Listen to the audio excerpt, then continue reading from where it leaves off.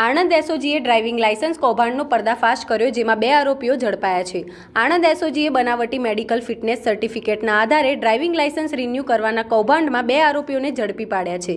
રિઝવાનભાઈ મુસ્તફાભાઈ વોહરા અને રાહિલભાઈ રિઝવાનભાઈ વોહરા નામના ઈસમો નકલી સહી સિક્કા બનાવી મેડિકલ સર્ટિફિકેટ તૈયાર કરી લાયસન્સ રિન્યૂ કરાવતા હતા.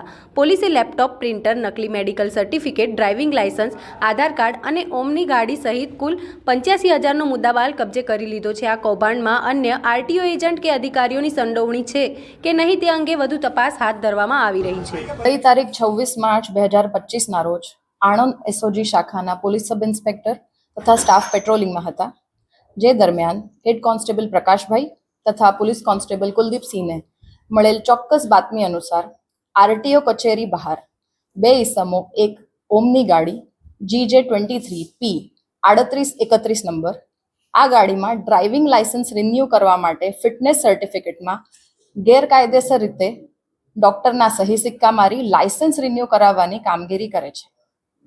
આ આધારે બાતમીવાળી જગ્યાએ એસઓજી દ્વારા રેડ કરતા બાતમી હકીકતવાળા વાહન તથા આ 2 ઈસમો નામે રિઝવાન વોહરા તથા રાહિલ વોહરા મળી આવેલા, જેમની ઝડપી તપાસ કરતા ગેરકાયદેસર રીતે બનાવેલ 3 ડોક્ટરના સિક્કા તથા 27 બોગસ સર્ટિફિકેટ મળી આવેલ છે, જે અન્વયે આણંદ રૂરલ પોલીસ સ્ટેશનમાં ગુનો રજીસ્ટર કરી આગળની તપાસ આણંદ એસઓજી દ્વારા કરવામાં આવી રહી છે. છેલ્લા કેટલાક સમયથી આ કૌભાંડ ચાલી રહ્યું છે? આની તપાસ ચાલુ છે અને આરોપીઓના રિમાન્ડ માટે અમે અરજી કરવાના છે. 27. હાલ કોઈ ઓફિસ સ્ટાફમાંથી ઇન્વોલ્વમેન્ટ હોય કે કોની સાથે સિન્ડિકેટમાં કામ કરતા હોય? આ તમામ પ્રશ્નોના જવાબ તપાસ દરમિયાન મળી જશે. મેડમ, આરટીઓની બહાર જે પ્રકારે આ લાયસન્સ માટે ગેરકાયદેસર રીતે બોગસ સર્ટિફિકેટ આપવામાં આવતા હતા, તો આ જે સર્ટિફિકેટોના આધારે જે લોકોએ લાયસન્સ મેળવી લીધા છે તેમની સામે કોઈ કાર્યવાહી કરવામાં આવશે?